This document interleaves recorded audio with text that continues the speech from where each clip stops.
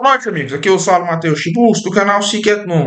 Em primeiro lugar, queria pedir a todos vocês que se inscrevam nesse canal, que deem um like, que sejam membros de nível 3 desse canal para que possam fazer o nosso curso de sobrevivência intelectual e que rezem por mim. Sigam-me nas minhas redes sociais. Olha, pessoal, claro, façam todo o meu curso de crítica cultural no QIFI. Por apenas R$ 199,90 vocês podem fazê-lo pela sua vida inteira, viu, pessoal? Então, todos aqui já sabem, eu saí do Nordeste. Não, hoje eu não pude colocar os livros aqui atrás. Um pequeno problema. E muita gente vai me perguntar, Matheus, por que, é que você saiu? Por que, é que você saiu? Veja. Em primeiro lugar, devo dizer o seguinte, que eu saí do Nordeste em um momento em que minhas condições materiais estavam lá até bem. Vou ser bem sincero e dizer aqui que saí até para piorar em um primeiro momento. Agora, isso aí existem vários motivos para eu ter saído. Agora, por que as pessoas realmente saem do Nordeste? Porque elas geralmente saem do Nordeste. Olha, existe tudo no Nordeste se resume a um único problema, né? Aliás, existem vários problemas, mas um é o problema principal. Percebam que as pessoas saem tanto do Nordeste que ele é talvez a região que mais vai ser comprometida com o declínio demográfico do Brasil, mesmo que no Nordeste você ainda tenha taxa de fecundidade relativamente alta, apesar de que elas estão caindo drasticamente. Elas estão caindo muito rápido. Mas qual é o grande problema do Nordeste? É o seguinte: por várias razões, o Nordeste acaba girando em torno de questões de estamento burocrático, de uma maneira ou de outra. Olha, em alguns estados mais, em outros menos, como é o caso da Bahia, que é o estado do Nordeste onde o estamento burocrático tem um menor poder, apesar de que é um estado onde, ainda assim, ele tem a mesma configuração do que o resto dos estados nordestinos. Em termos de ideias, eu acho que é a mesma coisa. Mas o que é que acontece? É que no Nordeste tudo gira em torno do estamento burocrático. E isso aí é uma coisa que tem consequências diversas. Por exemplo, no Nordeste é possível prosperar sem o contato com o estamento. Mas isso necessariamente te coloca em uma posição de hostilidade social. Quando você é um inimigo do estamento, você acaba tendo que viver, em certa medida, em uma posição um tanto isolada. Um tanto isolada, um tanto, às vezes, precária, socialmente. Geralmente as pessoas que não gostam do estamento burocrático, seja especialmente do estamento local de algum lugar, são pessoas tratadas como pária, né? Que nunca me aconteceu, diga-se de passagem. Eu sempre tive relações muito cordiais com o estamento burocrático do Nordeste, inclusive no próprio PT. É digno de nota que se lembre isso aí. Eu sempre tive ótimas relações com o PT. Mas se você for alguém muito hostil ao estamento burocrático local e não souber dissimular minimamente, conviver minimamente, sua posição social será muito precária. Você vê isso em alguns donos de estabelecimentos, né? Acredito que você vê isso em muitos lugares do Nordeste. Não todos, é claro. Parte sim. Inclusive, muitos dos enragês que normalmente seriam petistas no Sul ou no Sudeste, no Nordeste se tornam bolsonaristas. Porque esse indivíduo mais desajustado no Nordeste geralmente vai acabar indo para a direita, já que o estamento burocrático do Nordeste tem uma lealdade muito forte ao PT. Lealdade do estamento burocrático em relação ao PT é uma coisa muito curiosa. Porque todo mundo sabe que existe uma quinta coluna bolsonarista dentro do estamento burocrático nordestino. E há pessoas, mesmo dentro dos mais altos escalões, que são bolsonaristas. Apesar de que eles mantêm isso quieto e não fazem geralmente nada contra o PT e a esquerda.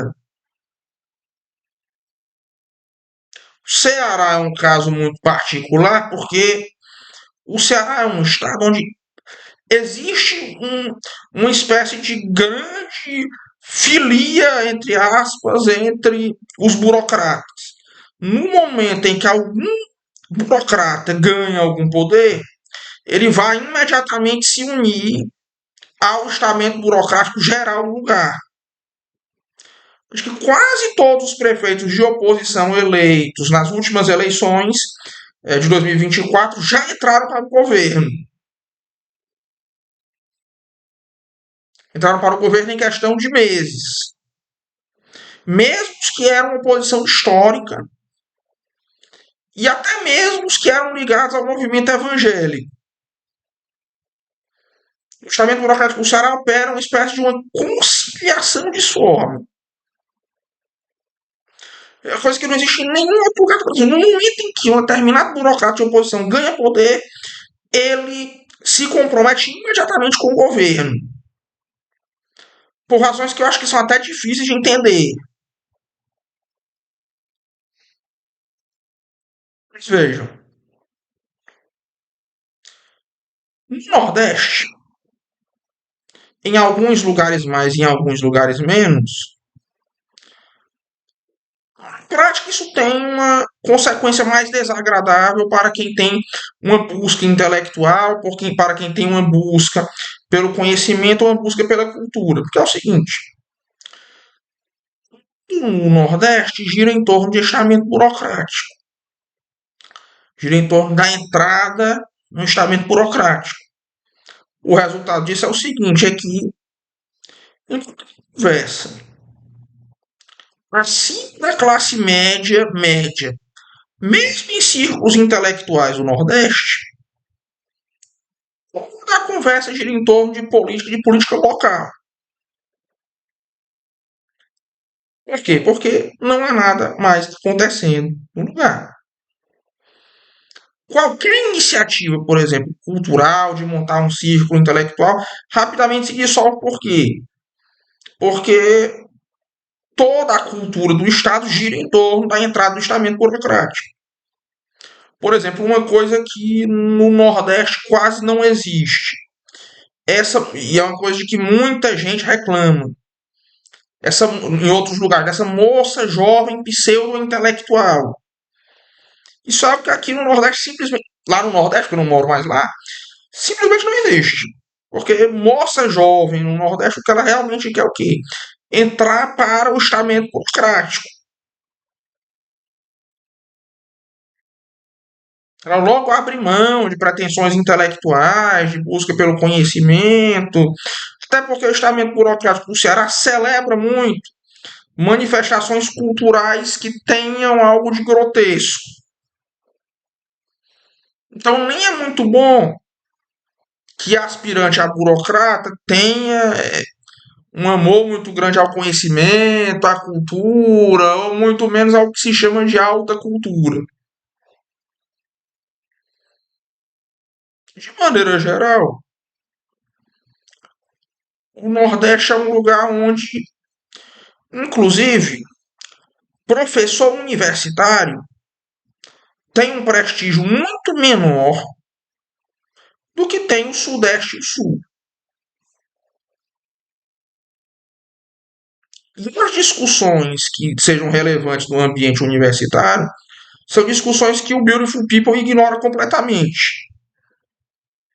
Por exemplo, no estado onde eu aparentemente estou, onde eu atualmente estou, o estado do Pará, grande parte do Beautiful People vive em uma relação tanto estranha com os nomes da cultura, os nomes da alta universidade do estado, da alta academia do estado, gente como Hernani Chaves, Paz Loureiro. Já nos estados do Nordeste, As discussões universitárias são discussões que não têm quase nenhuma repercussão no meio do Beautiful People. E se alguém for a uma universidade do Ceará, mesmo os ambientes de mais alto nível, metade da conversa gira sempre em torno da mesma coisa, a política partidária local. Porque não existe sociedade civil organizada no Nordeste. Tudo gira em torno apenas de uma coisa, do estamento burocrático. Não tem.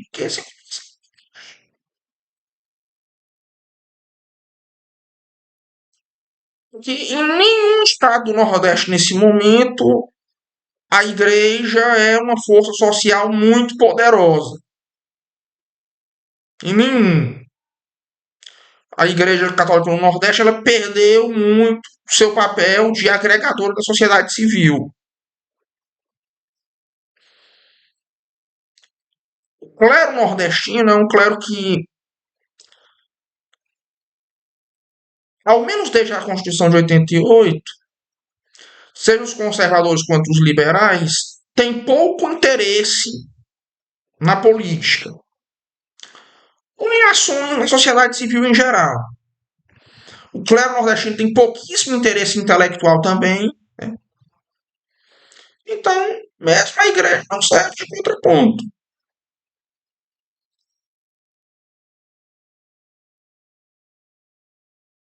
É círculo intelectual que se monte no Nordeste dificilmente irá sobreviver a uma eleição. A eleição canaliza todo o entusiasmo para o processo político.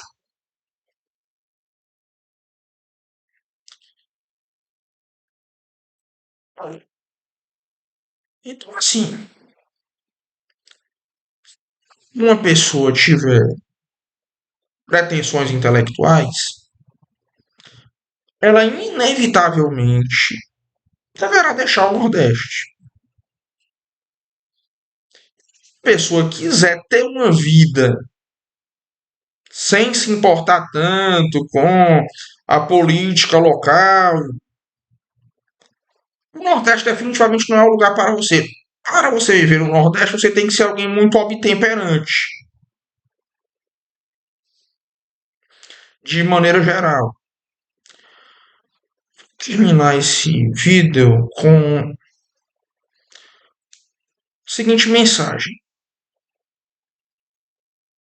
não romantizem o Nordeste. Não romantizem. Em 88 começou a haver uma romantização do Nordeste como um lugar de muito futuro, como um lugar que tem uma pureza resguardada.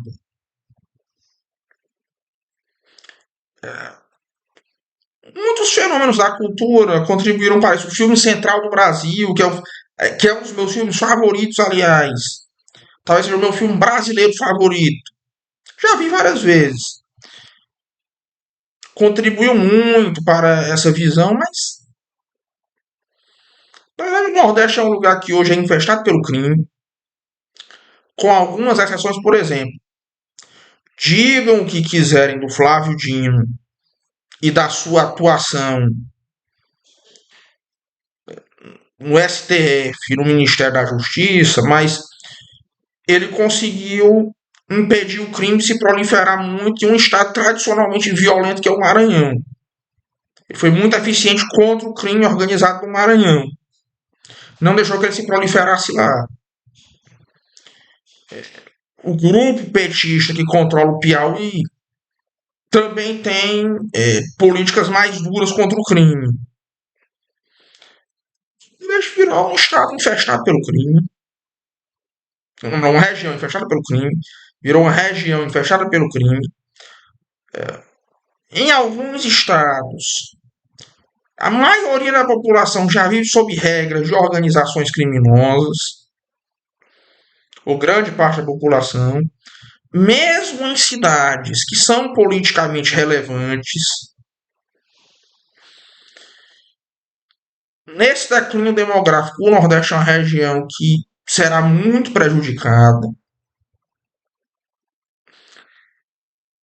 E, enfim, nada disso, esse crime, esse predomínio do estamento burocrático, tudo isso existiria se não houvesse no Nordeste tendências muito ruins latentes. Falo isso como nordestino. Já tinha viajado para fora, mas são os meus primeiros meses vivendo fora do Nordeste. Não romantize o Nordeste. O antigo estereótipo de que o Nordeste é um caos é falso. E o novo estereótipo de que o Nordeste é um lugar do futuro do Brasil, que o Brasil que deu certo, também é falso. Mas entre os dois, o primeiro está mais próximo da verdade. Lembre-se bem disso. Um forte abraço a todos e até logo.